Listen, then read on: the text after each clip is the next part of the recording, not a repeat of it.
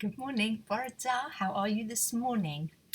First of all, please don't look behind me at my room because I didn't tidy it all. I picked up a few bits and pieces and I did improve some areas of it considerably. But you know what? I found some better things to do, some things that were more exciting, more forward looking, and just gave me more joy than tidying up the rest of my room. I'll get there slowly, but I thought I'd better just say, do you know what? I haven't forgotten that's what I said I was going to do, but I haven't done it. What have you been up to? I've had a busy few days and they've all had a bit of a theme running through them, and I only realised that last night when I was reflecting. So let me tell you, there's 3 events that have happened that have made me kind of ponder a bit. And they started by putting me into a place of a bit of sadness, really, but I've got through that because prayer is wonderful. So let me tell you how.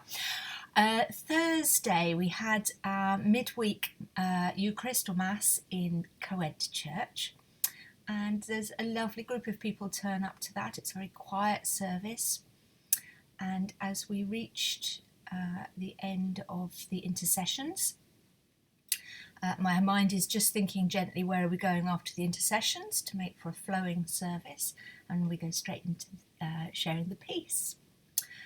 And I got quite excited because I thought, oh, good, because it had been somebody's birthday, and there were people there that I know quite well, and I just thought, oh, do you know, it'd be good to hug them. Yeah, my heart just sank. So I stood up, and I could feel that I was emotional in my eyes, and I just said, oh, I just thought about hugging you all, and I can't. And it's hard.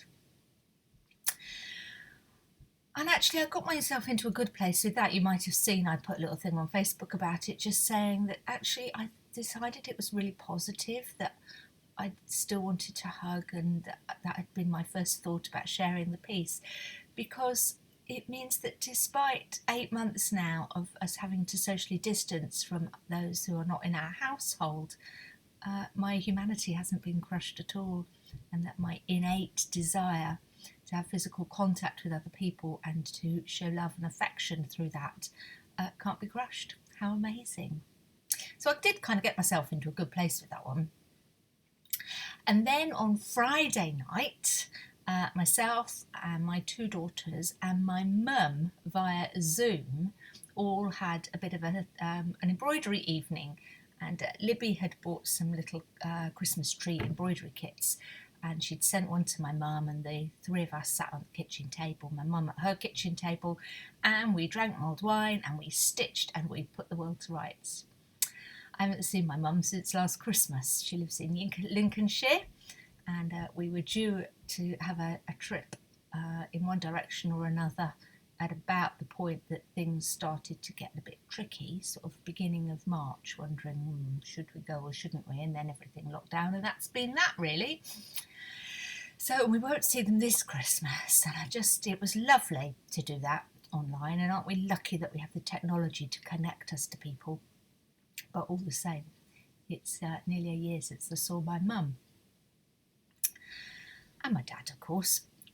He sort of loitered in the background of this Zoom call, being rather irritating. But hey, he does that well. And I'm not saying anything I wouldn't say to him. He's probably going to watch this. Hello, Dad.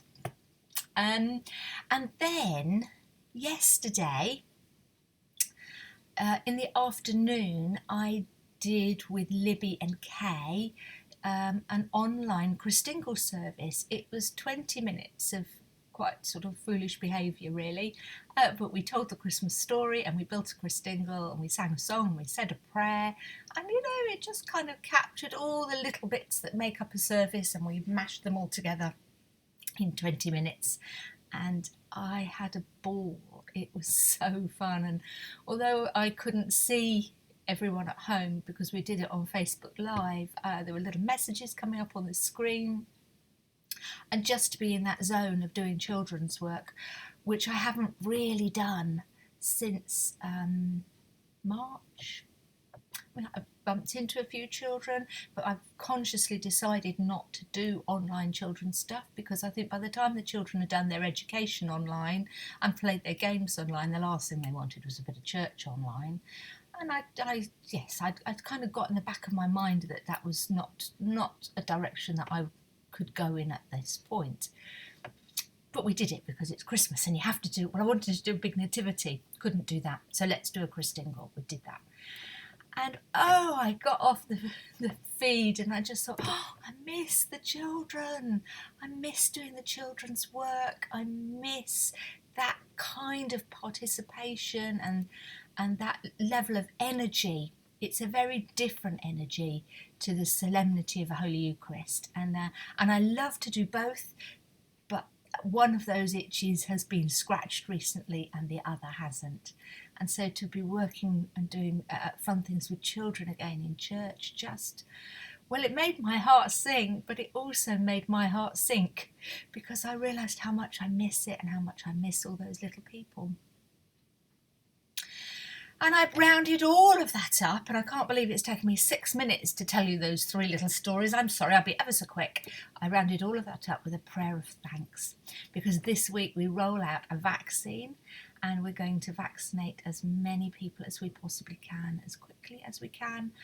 And I give huge thanks for that, for those who researched it and probably worked way beyond their safe hours to ensure that we got to this point as quickly and as safely as we possibly could. And I give thanks for a health service that has managed to put gears in motion that must be incredibly difficult to do in such an enormous organisation, that within a week of it being licensed, it's going to be on the shelves, in the pharmacies and the doctors, ready for us. And I give thanks for all those lives that are going to be improved and saved. And I give thanks that we are able to look forward in hope now, rather than just coping and struggling and firefighting this. We can perhaps begin to have some plans, and that it won't be many more weeks, months perhaps, before we might be able to hug in the peace. And I might be feeling that we can safely do a children's service, and I can take that trip to Lincolnshire and see my mum and dad. Lots to give thanks for, and I do thank God for all of those things. And whilst I may not have said it with my eyes shut and my hands together, that was my prayer this morning, and I'm sure you join me in that thanks. Let me know what you miss. Let me know what you're hopeful for. Have a lovely day, won't you? Lots of love and God bless to you. Bye-bye.